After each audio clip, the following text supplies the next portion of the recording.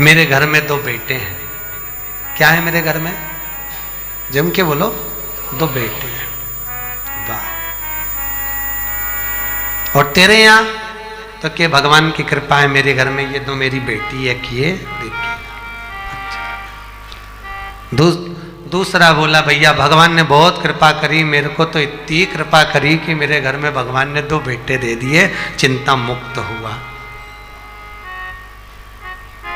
दूसरा जो खड़ा था उसकी आंख में आंसू भर गए, मेरे घर में 2 बेटियां हैं।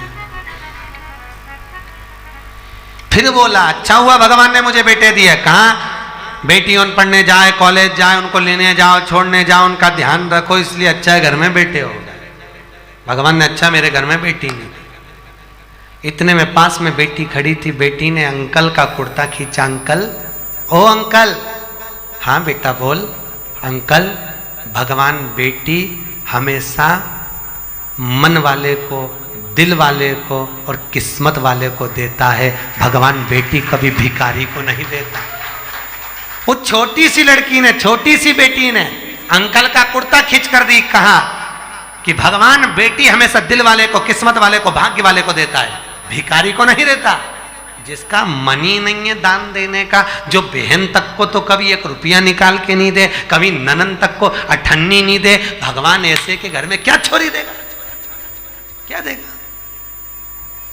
भगवान बेटी उसको देता है जिसका मन बड़ा। बेटी आ रही है, देव भाग्य से। और बेटी अपनी किस्मत। एक बार स्वामी विवेकानंद वैष्णो देवी की सीढ़ियां चढ़ रहे थे, एक किसान कंधे पर अपनी बेटी को लेकर जा रहा था, दूसरी बेटी का हाथ पकड़ के जा रहा था। स्वामी विवेकानंद ने कहा बाबा कहाँ जा रहे हो? ऊपर दर्शन करने। तुम्हारे को तुम्हारी बेटी का बोझा लग रहा होगा, लाओ मैं तुम्हारी बेटी को अपने कंधे पर बिठा लेता हूँ, ऊपर जगदम्बा के मंदिर में दे दूंगा, माँ देवी के मंदिर में दे दूंगा। इतने में किसान ने कहा स्वामी विवेकानंद जी, बेटी बाप के कंधे पर बोझा नहीं होती, बेटी जब तक कंधे पर रहती है तो बाप के बोझ को भी हल्का कर देती है, वो बेटियां हुआ करती हैं। बेटी बाप पर बोझा नहीं है। जिस बाप को बेटी बोझा लगे वो बाप नहीं हो सकता। किस्मत वाले हैं। एक बार बेटा अपने माँ बाप को दुखी देख लेगा, पर बेटी कभी अपने माँ बाप को दुखी नहीं देख सकती। थोड़ा सा भी दुख आता है ना तो बेटी कह देती मम्मी अगर तुम्हें यहाँ पर नहीं अच्छा लग रहा तो मेरे पास चलो, मेरे साथ रहना, मेरे पास में रहना, क्यों चिंता करती हो, चलो मेरे साथ में। वह बेटी होती है। जब तक घर में रहती है ना, कल आप लोग सुनेंगे पार्वती जी की विदाई, जब तक घर में रहती है चहकती रहती है, और जिस दिन चली जाती है तो तुम भी उसका मुंह देखने के लिए तरस जाते हो। बेटियां होती ही ऐसी हैं। बेटी का जीवन होता ही ऐसा है। मायके में रहती है तो जब तक कुंवारी रहती है पिताजी के साथ में बैठकर भोजन करती है, बाप के लिए आगे आगे बढ़कर पिताजी थक के आए चाय ला कर दे देगी, जूस बना कर दे देगी, दूध ला कर दे देगी, पापा से पूछ लेगी पापा कुछ थके हुए लग रहे हो, बहुत काम रहता है, मत करा करो इतना, क्यों करते हो पापा, टाइम नहीं मिलता, थोड़ा सा तो घर में रहा करो। बेटी एक ऐसी होती है जो बाप से आगे रहकर पूछ कर उनकी सेवा कर देती है, और एक बहू होती है घर में रहती जरूर है पर पति के लिए सब कुछ कर सकती है, पर जब ससुर थका मांदा आएगा पानी भी लाएगी तो टाइम देख कर लाएगी, चाय भी बनाएगी टाइम देख कर बनाएगी, और विचार करेगी कि सास बना दे तो सबसे अच्छा। परंतु एक बेटी होती है जो समय पर पिताजी को दवाई लेना है, और आज भी बेटी की भले शादी हो जाए पर बार बार फोन लगा कर बोलती है पापा शुगर बढ़ जाएगी, दवाई ले लेना, वो डॉक्टर बहुत अच्छा आया है उससे ले लेना, वो महाराज आए हैं उनसे मिल लेना। बेटी एक ऐसी होती है जो बाप के लिए तत्पर रहती है, बाप के लिए तत्पर। और पर गांव में जब बेटियां ब्याहती हैं, बहुत दूर गांव अगर बेटी को ब्याह दिया, बहुत दूर भेज दिया, तो बेटी भी तरस जाती है अपने माँ बाप से मिलने के लिए, परिवार से मिलने के लिए। और ऐसी कोई माँ नहीं जिसको मायके की याद नहीं आती हो। बूढ़ी से बूढ़ी को भी राखी पर, त्योहार पर, ऋषि पंचमी पर अपने मायके की याद आ जाती है, तो वो भी कह देती है तुम सब मायके चली जाओगी, घर में कोई तो रहे, एक काम करो पाकिट में 4 राखी रख दो, थोड़ी सी कंकु चावल रख दो, मेरे वीरा के लिए, मेरे भाई के लिए भेज दो। भले मैं नहीं जा सकती पर राखी रख के भेज देती।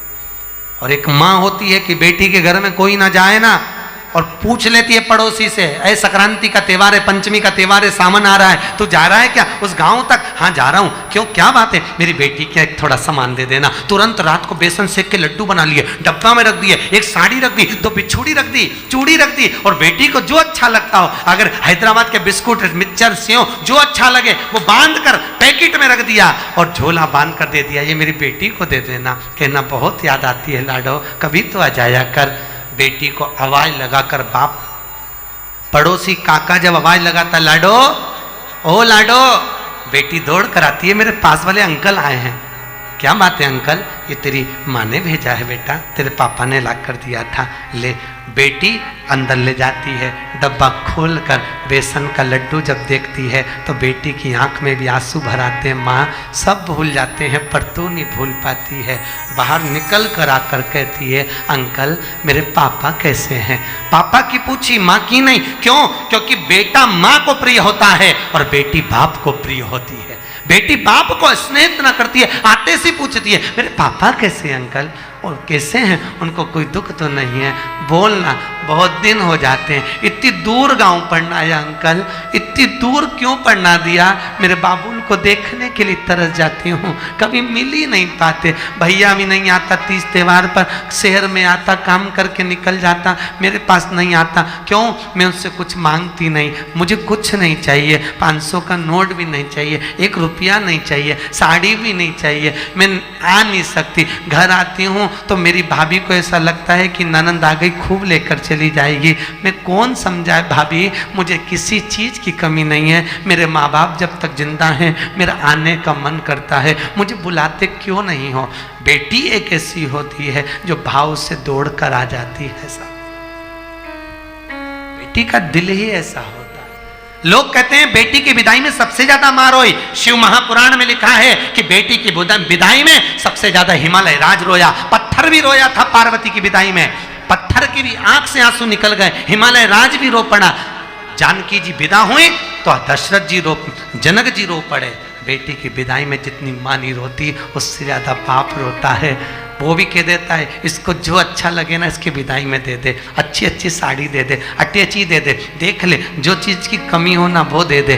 पर आगे आकर कभी भी बाप रोता हुआ नहीं दिखता। दरवाजे के पीछे बेटी जब विदा होती है पीछे खड़ा हो जाता है, जा रही है, मैं कैसे विदा करूँगा इसको आगे से आगे कॉलेज ले जाना, स्कूल ले जाना, दुकान बंद कर करके चले जाता, ट्यूशन छोड़ कर आता। आज वही बेटी चली जाए, कहाँ देखने को मिलती?